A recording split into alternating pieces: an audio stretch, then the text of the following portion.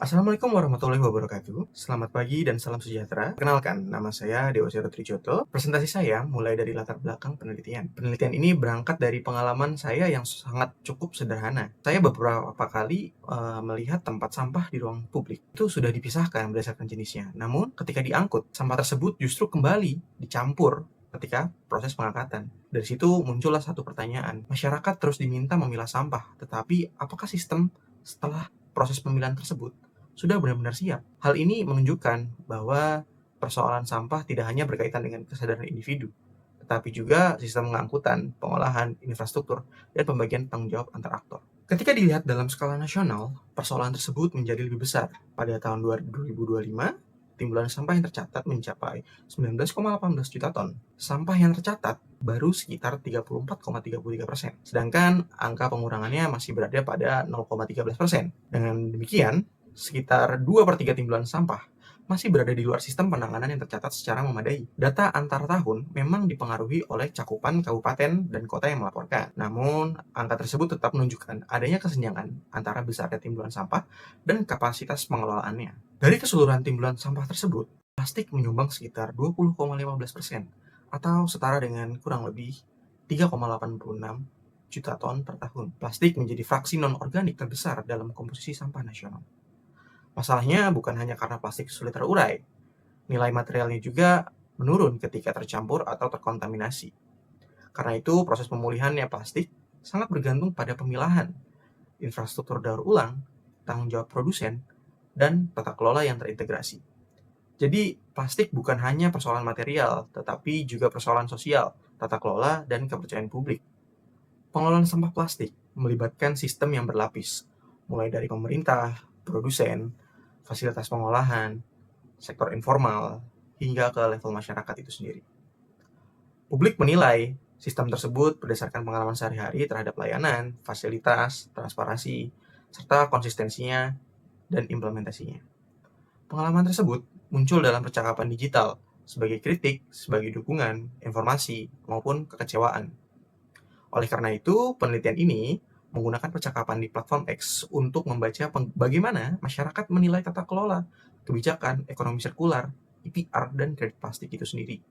Penelitian ini memiliki dua rumusan masalah yang berkorespondensi langsung dengan dua pertanyaan penelitian. Masalah pertama adalah pengelolaan sampah plastik yang belum berjalan efektif dan belum sepenuhnya dipercayai oleh publik. Meskipun regulasi telah tersedia, implementasi, infrastruktur, pengawasan, koordinasi, dan transparansinya belum selalu berjalan secara konsisten. Masalah kedua adalah keterbatasannya pemahaman publik terhadap kredit plastik tanpa komunikasi, verifikasi, ketelusuran, dan pembagian manfaat yang jelas. Mekanisme ini cukup berisiko dipersepsikan sebagai greenwashing. Pertanyaan pertama kemudian membahas bagaimana persepsi publik menggambarkan persoalan tata kelola dan efektivitas kebijakan. Pertanyaan kedua membahas bagaimana kredit plastik dipahami sebagai mekanisme insentif lingkungan. Sejalan dengan rumusan masalah tersebut, tujuan pertama penelitian adalah menganalisis bagaimana publik menilai tata kelola, efektivitas kebijakan, dan kepercayaan terhadap regulasi pengelolaan sampah plastik. Lalu tujuan kedua adalah menilai bagaimana publik memahami kredit plastik sebagai mekanisme insentif lingkungan. Secara akademis, penelitian ini memasukkan dimensi persepsi dan sentimen publik ke dalam kajian pengelolaan sampah. Secara praktis, hasilnya dapat menjadi masukan untuk merancang kebijakan dan skema insentif yang lebih transparan dan kontekstual. Penelitian ini dibatasi pada percakapan publik X atau platform X selama Januari 2024 hingga Maret 2026. Selanjutnya, saya masuk ke dalam landasan teori yang saya gunakan. Penelitian ini menggunakan 3 landasan utama. Pertama, ekonomi sirkular, yang memandang plastik sebagai material bernilai yang perlu dipertahankan melalui pengurangan, penggunaan kembali, daur ulang, dan pemulihan. Yang kedua, persepsi publik, yang menjelaskan bahwa penerimaan terhadap kebijakan dipengaruhi oleh pengalaman, pengetahuan, rasa keadilan, transparansi, dan tingkat kepercayaan masyarakat. Dan yang ketiga, analisis sentimen, yang digunakan untuk mengidentifikasi kecenderungan respon publik terhadap sampah plastik menjadi positif, netral, atau negatif. Secara konseptual, penelitian ini menghubungkan 3 bagian. Bagian pertama adalah sistem pengelolaan sampah yang seharusnya berjalan melalui ekonomi sirkular, tata kelola, IPR, dan kredit plastik. Bagian kedua, bagaimana sistem tersebut dialami dan dinilai oleh publik.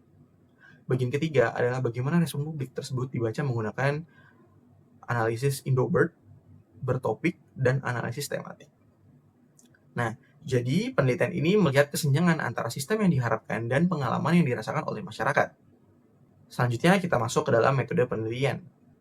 Penelitian ini menggunakan metode campuran dengan desain sequential explanatory.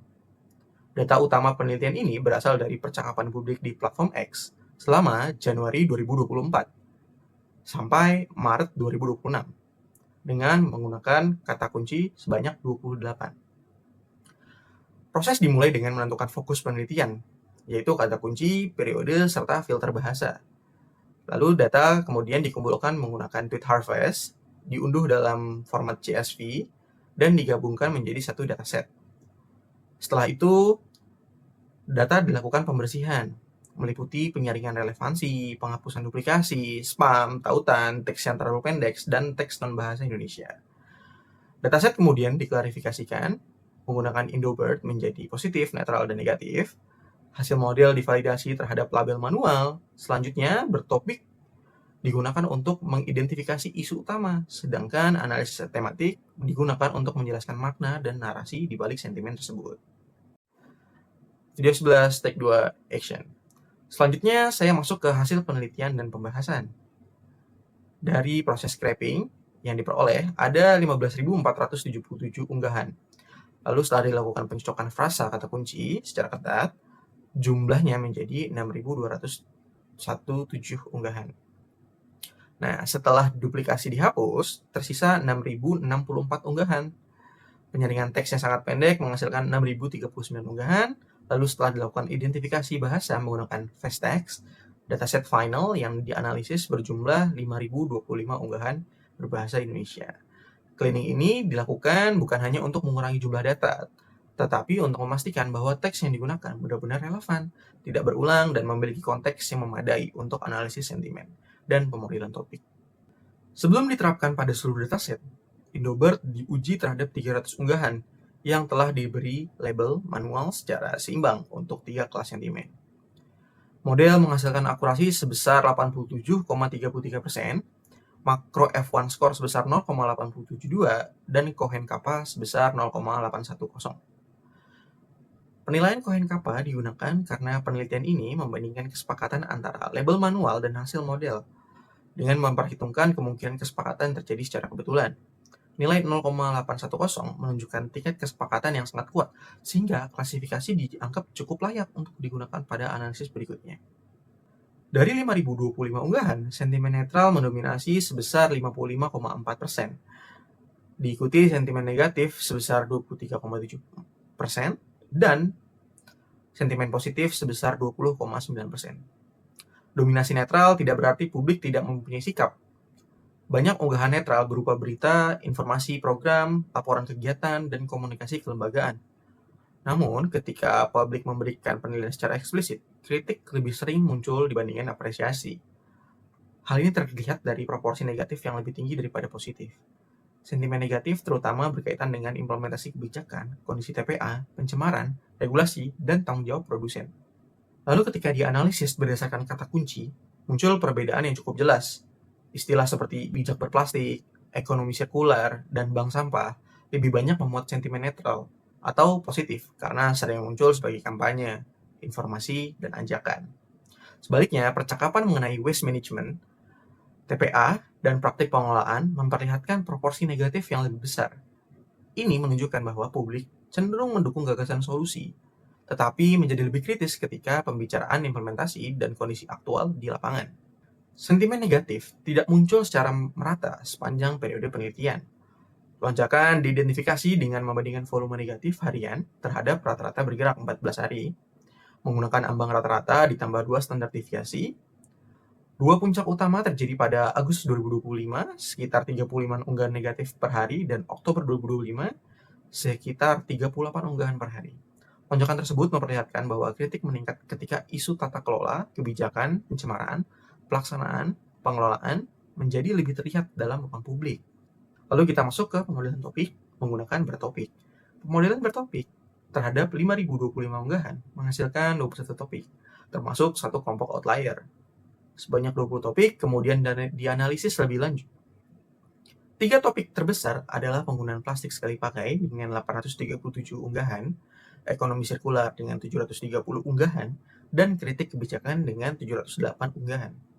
Topik lainnya mencakup EPR, daur ulang, open dumping, bank sampah, sampah laut, waste to energy, dan Permen LHK nomor 75 tahun 2019. Hasil ini menunjukkan bahwa percakapan publik tersusun dari kombinasi isu, konsumsi, gagasan solusi, dan kritik terhadap tata kelola. Sentimen per topik. Ketika sentimen dipeta-petakan ke masing-masing topik, terlihat bahwa kritik negatif terkonsentrasi pada isu tata kelola. Topik kritik kebijakan memiliki sentimen negatif sebesar 75,6%, sedangkan topik Permen LHK nomor 75 tahun 2019 memiliki sentimen negatif sebesar 62,5%. Sebaliknya, ekonomi sirkular dan program bank sampah didominasi sentimen netral serta positif. Temuan ini tentunya memperlihatkan bahwa persoalan utama bukan sekedar ketiadaan konsep atau regulasi, tetapi bagaimana kebijakan tersebut diterapkan dan dirasakan oleh masyarakat. Untuk memberikan konteks terhadap angka sentimen sebelumnya, slide ini menampilkan 3 contoh unggahan representatif. Unggahan pertama memperlihatkan kritik terhadap tata kelola, bahwa masyarakat telah berupaya memilah, tetapi tidak didukung oleh layanan pengangkutan dan pengolahan yang memadai. Akhirnya sampah tetap menumpuk atau dibakar. Lalu ada unggahan kedua menunjukkan dukungan terhadap bank sampah. Dukungan muncul ini karena program tersebut dianggap konkret, dekat dengan masyarakat, dan manfaatnya mudah dipahami. Sementara itu, kredit plastik hanya ditemukan secara eksplisit dalam satu unggahan, dan langsung dikaitkan dengan risiko greenwashing. Kutipan-kutipan ini memperlihatkan bahwa publik menilai solusi bukan hanya dari konsepnya, tetapi dari manfaatnya, kredibilitas, dan pelaksanaannya. Nah, berdasarkan pola sentimen, topik dan kutipan representatif tadi diperoleh 4 tema utama. Yang pertama ada kegagalan tata kelola meliputi implementasi, pengawasan, infrastruktur, dan koordinasi yang belum konsisten. Lalu yang kedua, solusi berbasis komunitas, seperti bank sampah dan pemilahan lebih diterima ketika manfaatnya konkret dan dekat dengan masyarakat. Lalu yang ketiga, solusi berskala besar, seperti ekonomi sirkular dan teknologi dipandang yang menjanjikan, tetapi tetap membutuhkan transparansi. Lalu yang keempat, kredit plastik belum hadir secara kuat dalam diskursus publik karena hanya ditemukan satu unggahan yang menyebutkan secara eksplisit. Jawaban terhadap pertanyaan penelitian. Untuk pertanyaan penelitian pertama, publik memandang bahwa persoalan utama pengelolaan sampah plastik terletak pada lemahnya implementasi dan tata kelola. Kritik diarahkan kepada TPA, open dumping, pencemaran, pengawasan, serta belum jelasnya tanggung jawab produsen. Di saat yang sama, solusi lebih mudah diterima ketika manfaat dan mekanisme terlihat nyata. Dan untuk pertanyaan kedua, penelitian ini belum dapat menyimpulkan apakah publik menerima atau menolak kredit plastik. Mekanisme ini belum cukup terlihat dalam percakapan publik. Temuan utamanya justru adalah rendahnya visibilitas, terbatasnya pemahaman, dan kebutuhan akan tata kelola kredit plastik yang transparan serta dapat diverifikasi. Terakhir, saya masuk ke bagian penutup. Penelitian ini menyimpulkan bahwa masalah utama pengelolaan sampah plastik bukan hanya terletak pada regulasi, tetapi pada implementasinya, pengawasan, koordinasi, dan juga kepercayaan publik. Solusi seperti bank sampah dan ekonomi sirkular diterima secara kondisional, terutama ketika manfaatnya konkret dan mekanismenya dapat dipercaya.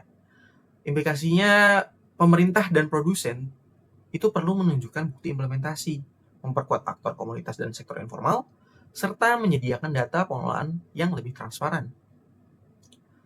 Lalu, kredit plastik perlu ditempatkan sebagai pelengkap EPR, bukan sebagai pengganti tanggung jawab produsen. Mekanisme ini membutuhkan verifikasi ketelusuran klaim dan pembagian manfaat yang adil agar tidak dipersepsikan sebagai greenwashing. Penelitian selanjutnya dapat memperluas platform serta menggunakan survei wawancara dan studi pilot bersama aktor lapangan. Demikian presentasi penelitian saya kali ini.